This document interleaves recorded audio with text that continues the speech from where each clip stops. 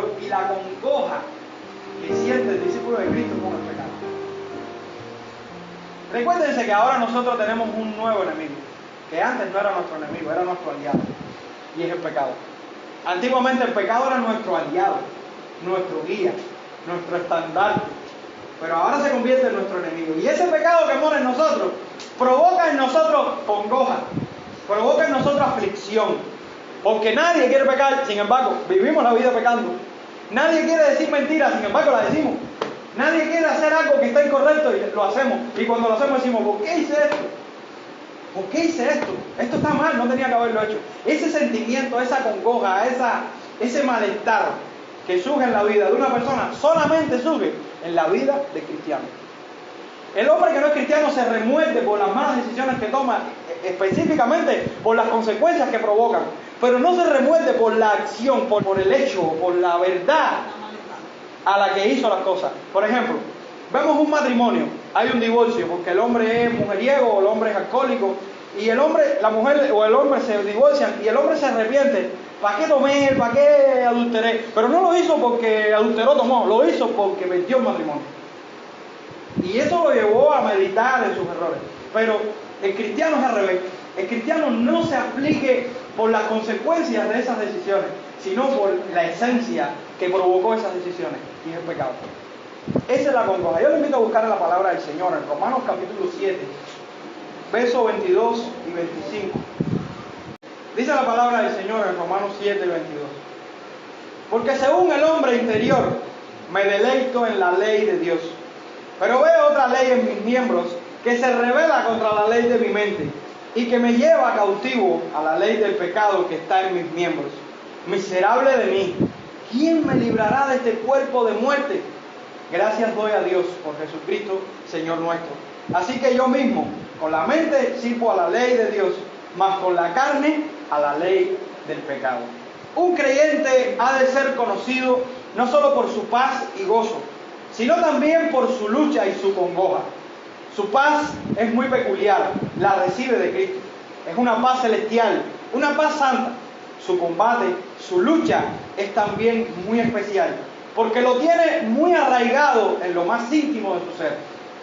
Le produce verdadera agonía y solo cesará cuando muera. Quiere decir, amados hermanos, que nosotros los creyentes, una vez que hemos conocido a Cristo, tenemos un nuevo combate, una nueva lucha, y es el combate interior contra el pecado que mora en nosotros. Antes de Cristo pecábamos y no podíamos dejar de pecar. Ahora que estamos en Cristo, tenemos la posibilidad de pecar, pecamos, pero también tenemos la posibilidad de serle fieles a Cristo y de vivir para Cristo. Hay tres ideas que resaltan en este texto. Primero, que el creyente se deleita en la ley de Dios. Segundo, que el creyente siente una ley opuesta en sus miembros. Y tercero, que el creyente experimenta fuertes sentimientos durante su combate. Primero, el creyente se deleita en la ley de Dios. Segundo, el creyente siente una ley opuesta en sus miembros. Y tercero, el creyente experimenta fuertes sentimientos durante su combate. Vamos a ver estas tres ideas que se desarrollan en el texto.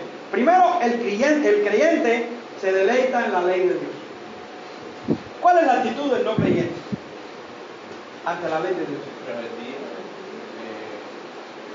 Piensen ustedes antes de ser cristiano. ¿Cuál es la actitud del no creyente? La ley fue dada como una expresión de la mente y el carácter puro de Dios, el carácter santo de Dios. Una vez que la ley es expuesta, reflejando ese carácter de Dios, a un pecador corrompido, corrupto, esclavo del pecado, ¿qué experimenta ese pecador? Hay una ilustración muy buena, y es la ilustración del murciélago y el pajarito que canta en la mañana. El murciélago no sale de día porque el murciélago no resiste la luz, no puede ver la luz. Su forma de dirigirse es por unos radares que él suelta con su sonido, que cuando se acerca a una pared o a un objeto, el rebote, el efecto del rebote es lo que hace que él esquive y que no choque, porque la luz le molesta, la luz le afecta. Sin embargo, el pajarito, cuando se levanta el sol, está en la mañana cantándole a alguien, yo diría que al Señor, porque el pajarito sí ama el sol, ama el amanecer, y así vive el pecador, como el murciélago. Un pecador Un incrédulo que odia la ley de Dios, como dice la palabra, no ama a Dios y ni lo quiere ni puede.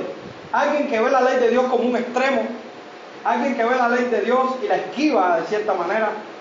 Porque lo interesante de la ley de Dios es que la ley de Dios es tan profunda que excava hasta el lugar más intrincado del alma del hombre. Nadie en la tierra puede decir: yo no he hecho esto, yo no he pecado, porque la ley de Dios va al hombre más justo y más honesto. Guardaron los mandamientos de Dios. Los mandamientos de Dios, cuando llegaban a su alma, en el fondo lo pudieron cumplir. No, porque por muy honestos que seamos los hombres, en el lugar más intrincado de nuestra alma, que nadie conoce, ahí llegó la ley de Dios y te digo: esto está mal. Te descubrió. Por eso el hombre se molesta con la ley de Dios, por eso el hombre se enciende contra la ley de Dios. Al final, la ley de Dios llega tan a la profundidad que descubre todo lo que hay en nosotros. Es como la radiografía. Podemos tirar una foto, pero la foto ve lo exterior. Podemos pararnos delante de las personas y aparentar algo, pero cuando la ley de Dios nos tira la foto, lo que llega es al centro de nuestro cuerpo y descubre todos los huesos y todos los males que hay dentro de nuestra alma. Y así funciona la ley de Dios. El incrédulo odia esta ley porque es una ley inmutable. Inmutable porque Dios es inmutable. La ley no cambia y las sociedades van cambiando, pero la ley no cambia. Por eso cada día el hombre odia más la ley de Dios, porque el hombre cada día cambia más para mal. La ley de Dios no cambia, es permanente. Fíjense si es permanente, que aún en los lugares donde el hombre piensa que no está Dios, usted sabe que Dios está en el infierno. ¿Por qué Dios está en el infierno? ¿Cómo vemos a Dios en el infierno? ¿A través de qué? A través de su ley. Porque su ley está impartiendo justicia contra el pecador. ¿Está Dios en el infierno? Como dice el texto: si subo a los cielos, ahí estás tú, y si voy debajo de la tierra, ahí estás tú. Dios abarca todo, y Dios está haciendo justicia en el infierno. Ahí está su ley, y su ley no se para y no cambia. Y por la eternidad el impío va a ser juzgado. Así que el impío por la eternidad va a decir: yo soy un pecador, yo lamento ser un pecador, porque la ley de Dios me está juzgando todos los días por la eternidad. El texto comienza diciendo: porque según el hombre interior me deleito en la ley de Dios. ¿Qué diferencia tan grande puede existir entre un pecador y un creyente? A diferencia del incrédulo, la ley de Dios es un deleite para los creyentes, es un deleite. El Salmo 40, versos del 7 al 8, dice de Cristo: he aquí vengo, en el rollo del libro está escrito de mí, el hacer tu voluntad, Dios mío, me ha agradado, y tu ley está en medio de mi corazón. Nuestro Señor Jesucristo amaba hacer la voluntad del Padre. Ese es el sentimiento, esa es la expresión de todo aquel que ama a Dios. El Salmo 119, que leímos hace un rato, dice en el verso 14: me he gozado en el camino de tus testimonios más que de toda riqueza. Cuán importante es la ley de Dios, cuán amada es la ley de Dios para el Hijo de Dios. Todavía yo me pregunto cómo un cristiano no puede amar la ley de Dios cuando el corazón de los creyentes es amar la ley de Dios, es deleitarse en la ley de Dios. La ley que el mundo ve mala, la ley que el mundo ve extremista, el creyente la ama. Estoy hablando del creyente, no de que se sienta en una iglesia. A diferencia del incrédulo que ve la ley como una amenaza, como algo enemigo, el creyente encuentra consuelo y la gracia cuando es desafiado por la ley. Porque nosotros somos desafiados por la ley igual que los incrédulos, y la ley nos confronta. Pero ¿cómo reaccionamos a la ley?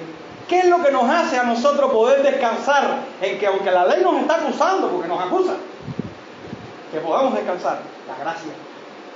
La gracia de Cristo que opera en medio de esa ley. Porque Pablo dice: Cristo me redimió de la maldición de la ley, siendo hecho maldición por mí. ¿Qué creen que experimenta un creyente y que va a experimentar un creyente cuando sea juzgado el día del juicio final? Porque seremos juzgados, igual que los incrédulos. La ley va a ser expuesta para que todos los hombres tengan que doblar sus rodillas, inclinar su tez delante de Dios. Cuando seamos juzgados nosotros en el día del juicio final, Cristo va a interceder por nosotros. Cristo va a ser el intermediario y Cristo va a decir: yo pagué su justicia. Él no puede ser condenado, Él va a ser recompensado.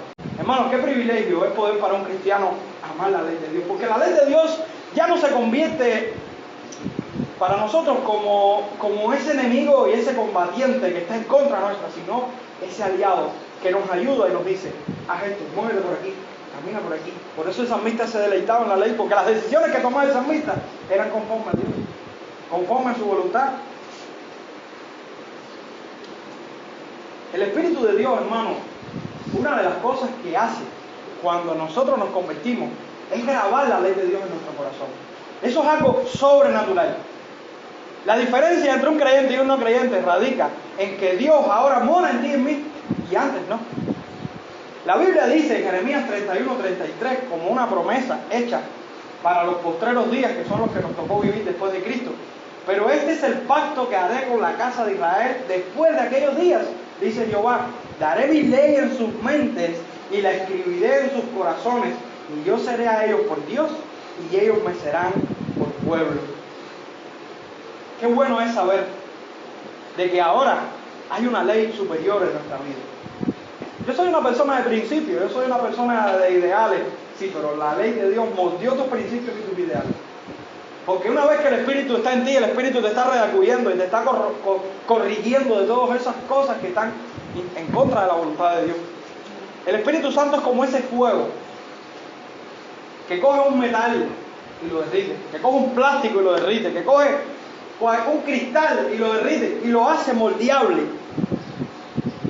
No lo destruye, lo hace moldeable. Usted coge un hierro y le da fuego y el hierro se derrite según la temperatura. El Espíritu de Dios tiene poder para derretir el mayor de los corazones, moldear el mayor de los corazones, porque no hay obra imposible para Dios. Así que toda la persona que conoce al Señor puede decir, yo amo la ley de Cristo. Y cuando la ley te dice la fornicación es pecado, el cristiano, aunque luche, se va a dar cuenta de que si es un cristiano, dice, la ley de Cristo tiene prioridad sobre mi vida. Y aunque luche en un momento, cuando pasan los años, dice, gracias a Dios porque me corrigió. Gracias a Dios porque me corrigió. Porque si no hubiera sido así, ¿dónde hubiera estado? ¿Dónde hubiera caído? O que lejos estuviera de Dios ahora mismo. Aquí surgen algunas preguntas que le puedo hacer. Por ejemplo, ¿por qué alguien llamándose creyente se molesta y rehuye a las enseñanzas de la ley de Dios? ¿Por qué pasa esto? ¿Cuántas personas se han acercado a mí y a usted? Usted lo ha confrontado con la ley de Dios y le ha dicho, mira, la ley de Dios dice esto, la palabra de Dios dice esto. Y esa persona rehuye, se justifica, busca la manera de hacer lo que quiere, pero no de cumplir la ley. ¿Por qué pasa esto? ¿Serán creyentes? ¿Serán creyentes verdaderos? ¿Por qué alguien llamándose creyente no busca para su compañía una persona que ame la ley de Dios? Y aquí es donde viene el tema del yugo desigual, aquí es donde viene no solamente en el matrimonio, sino en la sociedad. O sea, un creyente que ama la ley de Dios y sabe que el Espíritu de Dios opera en la vida de él, lo va a hacer en la vida de otro creyente. Y malo que bueno sea el otro creyente, lo que tiene que ser creyente, ¿no?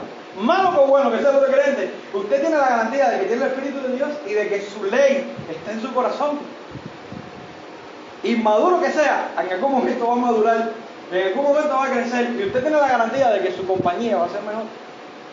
Sin embargo, vemos creyentes que entienden esta verdad de boca para afuera, pero se unen a quién? A un yugo desigual, se unen a un incrédulo en matrimonio, buscan una pareja en la calle o buscan la amistad con el mundo y al final, ¿qué provoca, hermano? Veremos los resultados, no a los 3 meses, a los 20 años. A veces las personas dicen, ¿por qué me fue tan mal en la vida si mi esposo era cristiano? Y a veces yo digo, ¿dónde lo conociste? ¿De dónde lo sacaste? Él trató de ser cristiano porque se vio comprometido y forzado por la sociedad cristiana que lo rodeaba. Pero en el fondo, su monstruo, su león va a salir. Va a salir. Y al final lo que te vas a dar cuenta es que tus decisiones son impulsivas, son carnales, son egoístas, no son cristianas. El texto sigue diciendo, en el versículo 23, pero veo otra ley en mis miembros que se revela contra la ley de mi mente y que me lleva cautivo a la ley del pecado que está en mis miembros. Aquí vemos, como una segunda verdad del texto, que el creyente siente una ley opuesta en sus miembros. Hay una lucha, hay algo en nosotros que yo digo, yo amo la ley de Dios, pero ¿por qué yo quiero hacer lo malo? Cuando un pecador viene a Cristo, una de las primeras cosas que piensa en esos primeros días es que ya no va a pecar más y pasa una temporada, algunos más largas que otros, pasa una temporada como viviendo en las nubes, de que no peca, se ve que no peca. Él no peca, él vive de tal manera, todo es gozo, todo es alegría, todo es amor. Él ve a los cristianos bien, él no ve nada en ningún hermano, él ve a un cristiano y él no ve pecado en los hermanos. Eso es increíble, ese primer amor. Pero eso se va. Y después viene el momento donde tú empiezas a ver los defectos de los hermanos, donde tú empiezas a tomar decisiones que no son conformes a la palabra del Señor. Momentos en que cuando es predicada la palabra, te hace la palabra, guácata, y te molesta. Y ahí después, ¿qué? Ahí es donde te das cuenta que hay una lucha, que hay una carne, que hay una naturaleza en ti, que no es este pellejo, que hay una pelea, pero veo otra ley en mis miembros, es otra ley que tú dices, yo quiero hacer esto, pero ¿por qué hago esto? Si usted tuviera la oportunidad ahora mismo de decir, no quiero pecar nunca más, usted lo decía. Si usted es creyente, porque el creyente no quiere pecar. Ahora yo le pidiera al Señor de todas formas que nunca más yo peque en mi vida. Si yo no quiero pecar, yo quiero sentirme bien con Dios. Sin embargo, hay una ley en esta tierra que obra en nosotros, y es la ley del pecado. Es una ley completamente diferente a la ley de Dios, y la llama Pablo la ley del pecado. Esta ley nos impulsa a cometer pecado, incluso nos da cierto consuelo, nos da ciertos premios y a veces nos da ciertos castigos. Pero al final es la ley que todo el tiempo nos está llevando a cometer errores y a cometer carnalidades. Pablo lo describe en Gálatas capítulo 5, verso 17, como el deseo de la carne. Pablo dice, porque el deseo de la carne es contra el espíritu y el del espíritu es contra la carne. Y estos se oponen entre sí para que no hagáis lo que queréis, para que no hagas lo que quieres hacer, porque tú quieres hacer la voluntad de Dios, pero hay un deseo en ti que está el combate. Pablo lo describe en Efesios 4:22 en cuanto a la pasada manera de vivir, despojado del viejo hombre que está viciado conforme a los deseos engañosos. Ese viejo hombre que a veces quiere levantarse y tomar la primacía. La verdad es que en el corazón del creyente, hermanos, hay un combate radical entre la vida espiritual de Dios y la vida carnal del hombre. Las personas expuestas a la radiación nuclear llevan las consecuencias. Estaba viendo en estos días la serie Chernobyl por segunda vez y la quiero ver por tercera vez. Impactante. Es impresionante cómo los que no llegaron a morir en el momento de la explosión estaban cerca, estaban a no sé cuántos kilómetros, recibieron las radiaciones. Interesante cómo una madre expuesta a la radiación no le afectaba la radiación a ella. Sin embargo, el hijo lo heredaba y moría a los 3 días, a los 4 días de haber nacido. Es impresionante cómo la radiación nuclear afecta de tal manera al hombre que el hombre vive con las consecuencias para toda su vida. Eso es lo que hace el pecado. Eso es lo que hace el viejo hombre en nosotros. Eso es lo que hace esa ley que opera en nosotros. Es una ley que constantemente, mientras vivamos en esta vida, nos va a hacer la guerra. Somos enemigos nosotros mismos. No busquemos culpable en alguien que nos haya ofendido. Somos nosotros que no tuvimos la madurez para enfrentar ese ataque. No busquemos más a nadie que sea culpable. Somos nosotros. Somos nuestros mayores enemigos. La ley del pecado siempre está en disposición a la rebelión. Siempre está atentando contra la paz personal del creyente. La ley del pecado, su principal objetivo es disponer las pasiones a la rebelión contra Dios. Su objetivo es que usted se rebele contra cada mandamiento de Dios. Y cada vez que un mandamiento de Dios es puesto, enseguida usted piensa, ¡pum!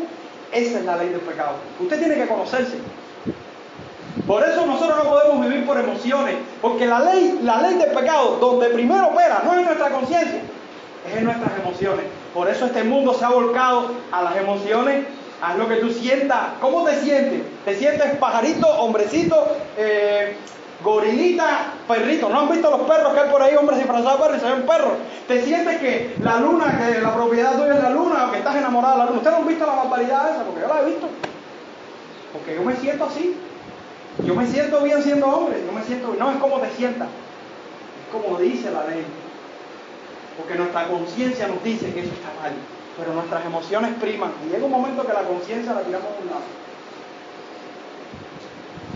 A veces nos impulsan y a veces son visibles, pero otras veces no se ven. Otras veces son como el cocodrilo. Hay animales que saben cazar y cazan rápido, y tú ves su ataque y su estrategia de lucha claramente. Pero hay otros animales que abren la boca y la dejan abierta. Y tú dices, se durmió, se le pasó una mariposa en la boca y se quedó sin cocodrilo. Sin embargo, esa es la ley del pecado, que está esperando un momento indicado de tu debilidad para atacarte, para hacerte pecar. Y ahí viene la culpa, ahí viene el sentimiento, ahí viene el malestar, ahí viene la depresión y el decir, bueno, ya lo hice, voy a seguir haciéndolo.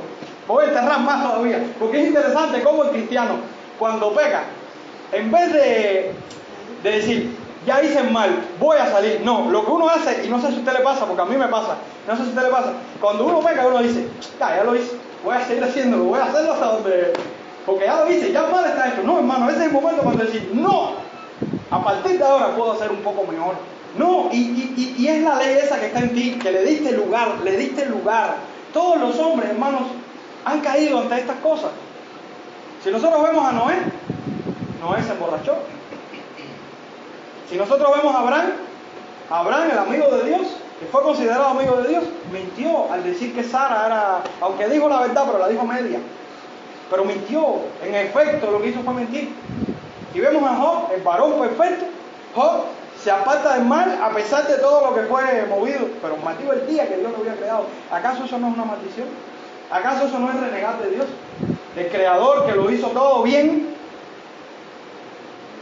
Moisés, Dios lo manda a hablarle a la peña y le metió un palazo a la peña. Ezequías, David, Salomón, Sansón, Pedro, Pablo. ¿De qué podemos hablar? Todos tuvieron luchas contra el pecado.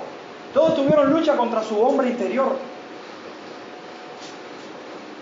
En cierto sentido, esto nos debe animar, hermanos. ¿Sabes por qué? Porque usted no es el único que está luchando contra el pecado. Usted no es el ombligo del mundo. Usted es uno más entre tantos hombres y mujeres. Y esto nos debe animar, hermanos, porque Dios prometió estar con nosotros. Esto nos debe animar porque el Espíritu de Dios está en nosotros. Y esto nos debe animar a que cuando seamos confrontados con la ley de Dios y nuestra carne quiera hacer lo contrario, nos levantemos en el nombre de Jesús tan pronto como podamos. Debemos tener en cuenta 3 aspectos importantes cuando somos confrontados con la ley de Dios. Primero, seamos humildes. Es importante la humildad.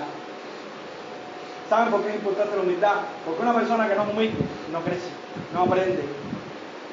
Pero una persona que es humilde ve en todo lo que le pasa alrededor una enseñanza. Ve en todo lo que pasa a su alrededor una oportunidad de cambio. Porque tiene una mente receptiva al cambio. Otra cosa que debemos tener en cuenta es que debemos permitirnos que las situaciones nos enseñen sobre nuestras necesidades. Todo lo que pasa en nuestra vida coopera para bien. Tiene un plan, un propósito a los que somos llamados por Cristo. Todo lo que pasa, la situación que estás enfrentando, porque Dios todo lo está poniendo en tu camino. ¿Para qué? Para que aprendas. Y lo otro, que no nos podemos desalentar. No nos podemos desalentar, porque lo que le pasa a uno cuando ve que está en un proceso de restauración es que vuelve y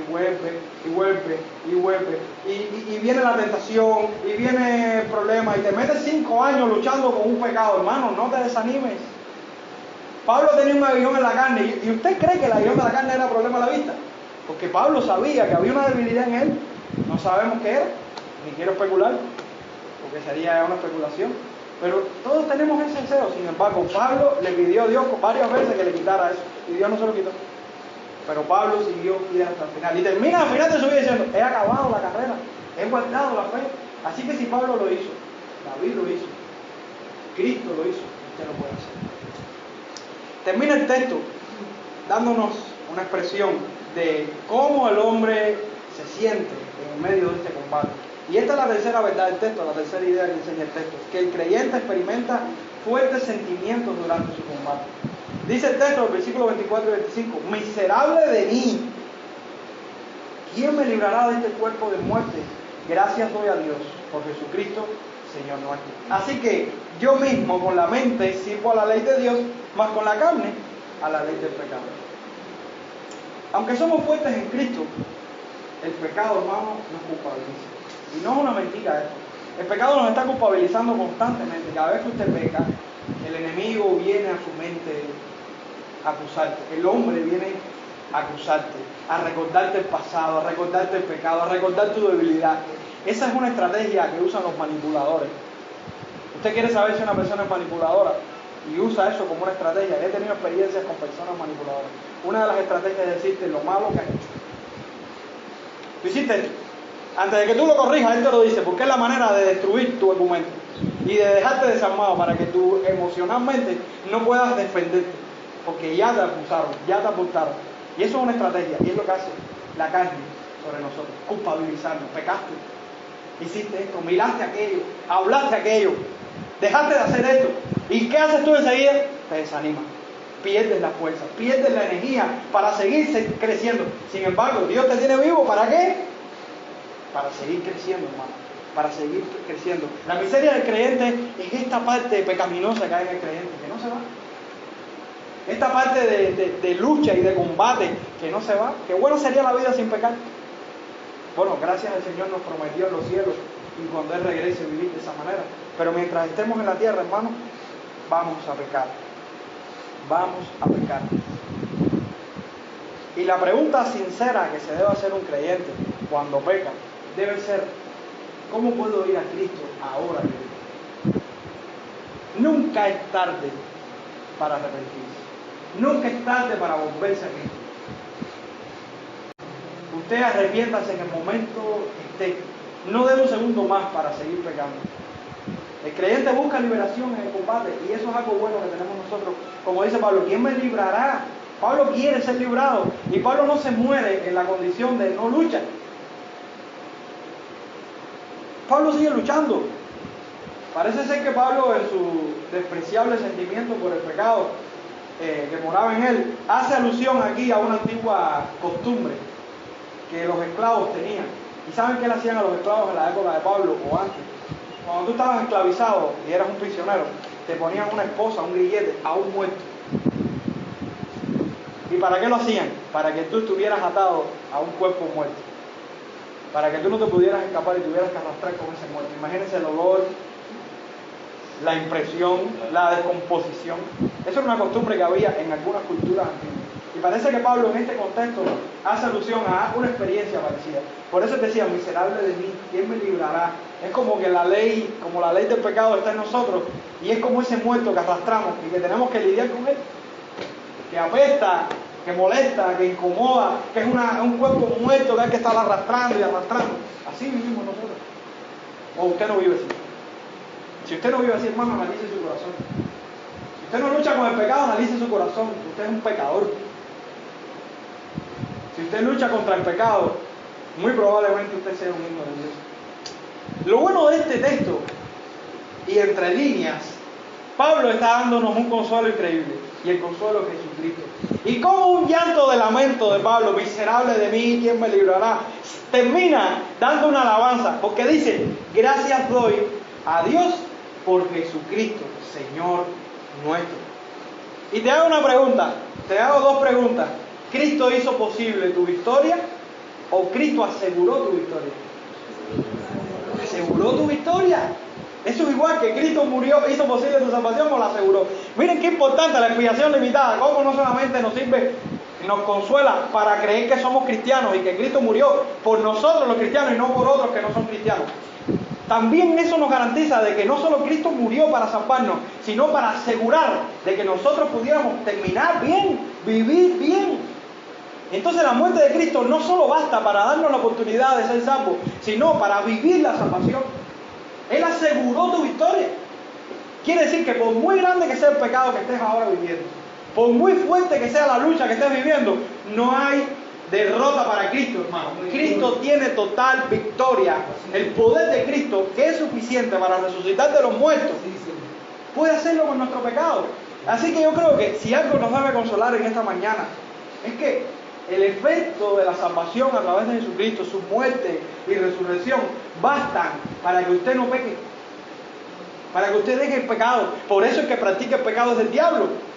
Porque es que es imposible que alguien que haya sido beneficiado por los méritos de Cristo siga viviendo en pecado cuando ya Cristo le dio libertad. Como dice la palabra, conoceréis la verdad y la verdad los hará libres. ¿Quién es la verdad? La palabra del Señor, que está en ti, que ya la vives, que permaneces en ella. La palabra de Cristo. ¿Qué podemos decir sobre la experiencia interior que hay en nuestras vidas como creyentes? ¿Qué puedes decir sobre tu experiencia interior? sobre cómo está ahora mismo tu corazón, con qué estás luchando, cuáles son los pecados que te atemorizan, cuáles son las tristezas que te atemorizan, cuáles son las debilidades que se levantan a veces y dicen de ti que eres un pecador. ¿Cuáles son? ¿Te conoces a ti mismo? ¿Cuáles son tus atracciones, tus pasiones, tus debilidades? Si no te conoces, estás embarcado. Porque no es mayor ciego el que no se pueda ver a sí mismo. Y la Biblia nos enseña que somos pecadores. Lo que tenemos que hacer es coger la ley y sentarnos frente a la ley y decir, yo hago esto, yo soy débil a esto. ¿Para qué la ley te lo enseña? Para que vengas a Cristo, para que confíes en Cristo, para que descanses en los méritos de Cristo y en la obra del Espíritu, para ser tu mejor creyente, para que te levantes, porque el poder no lo tienes tú, lo tiene Cristo. Porque eso es lo otro. A veces decimos, yo voy a dejar el pecado. Tú no lo vas a dejar porque tú eres un débil. Pero si tú descansas en los méritos de Cristo, que murió por ti, y expones ese pecado en las manos de Cristo, Señor, soy un pecador, soy débil, caigo ante este pecado, mírame, Padre, ayúdame, dame estrategias para poder luchar, ponme cristianos al lado que me favorezcan, dame claridad en qué camino coger. Es como que tú sabes que en la esquina, tú eres débil no sé, al alcohol, y en la esquina venden ron, y todos los días tú coges por la derecha, que es el lugar donde venden alcohol, por la derecha. ¿Qué tienes que hacer, hermano? No vayas más por ahí. Pero la palabra dice, coge por la izquierda. Es como que Dios te va a dar estrategias, te va a dar formas, métodos para que tú dejes el pecado. Pero si no descansas en Cristo, si no descansas en sus méritos, si no descansas en su buena voluntad para ti, creo que el pecado te va a ganar. Este texto de hoy no es tanto un texto que pone nuestras evidencias externas ante otros, como que pone nuestras evidencias internas ante nosotros mismos. Nosotros amamos la palabra del Señor, amamos a los hermanos, pero también tenemos un combate contra nuestra carne, que no es este pellejo que está aquí, nuestra carne, nuestro deseo pecaminoso, nuestras pasiones pecaminosas. Esa carne que le damos y que tenemos, que está viva y que es una llamita que está encendida, solamente se puede apagar el día que muramos, que no estemos en esta tierra. Ahora, en esta tierra tenemos el poder de Dios para contenerla. Es como, y yo sigo con la bomba nuclear y con todas estas cosas, porque en estos días lo que he visto es eso. Es como que el núcleo de la explosión de la bomba atómica no se puede apagar. Eso está encendido. ¿Y qué fue lo que hicieron? Pusieron un muro de contención con ciertos elementos químicos y físicos para que la radiación no salga. Pero eso está encendido.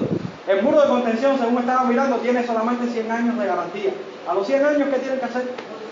Si no haces otro muro, ¿hay otra explosión? ¿Qué pasó en Japón cuando vino un maremoto y se destruyó una fábrica de energía nuclear? Tuvieron que poner un muro y estaban asustados porque si venía otro maremoto tumbaba el muro. Entonces nos damos cuenta que es una llama que está ahí. Que lo que necesita es el poder del Espíritu. Necesita el poder de la gracia de Dios que lo cubra. ¿Cuándo se va a ir? Cuando no estemos en esta tierra. Así que mientras usted viva, hermano, luchará. Luchará. Es como yo le decía a alguien el otro día. Mi lucha antes de tener novia era con las mujeres. ¿Qué mujer tengo que tener? Pero tengo novia y ahora mi lucha es con mi mujer, porque no quiero tener sexo. Pero ahora me caso y mi lucha es para no adulterar. Y me divorcio y después mi lucha es para... Cuando tú te das cuenta, tienes lucha toda la vida. Las luchas no se van. Y a veces queremos hacer esto porque ya voy a salir. No, tú te metes en esto y te vas a meter en otro problema mayor. Porque es la vida pecaminosa del ser humano, hermano. ¿Habrá entre nosotros alguno que no experimenta la lucha de su espíritu contra su carne? ¿Habrá entre nosotros alguno? Si hay alguien que no lo experimenta, tiene que empezar hoy y pedirle perdón a Dios por sus pecados.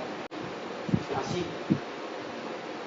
Si usted no ve el pecado en usted es un pecador, porque es tan ciego que no puede verlo. Es ciego. Si alguien no reconoce que es un pecador, hermano, es ciego, va al infierno. Todo cristiano va a luchar contra sí mismo.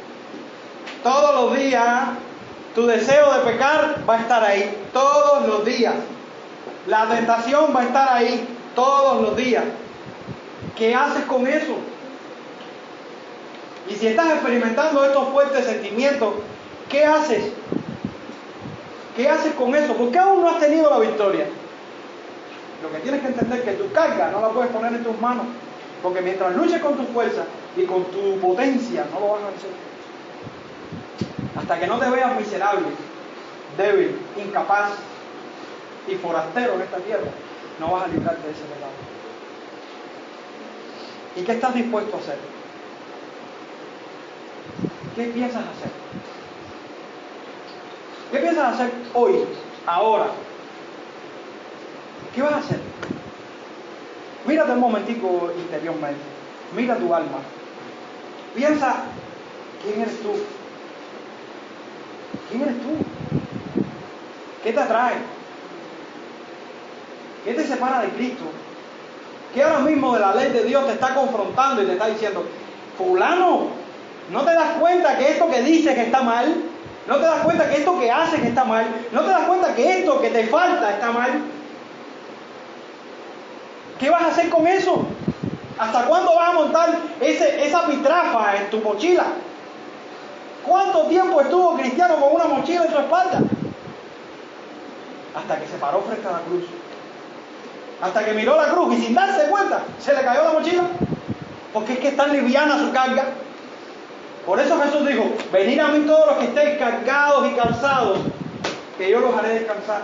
Todos los que estéis trabajados. ¿Por qué cansados? ¿Por qué trabajados? Por la carga del pecado en nosotros. Por la carga de la miseria en nosotros.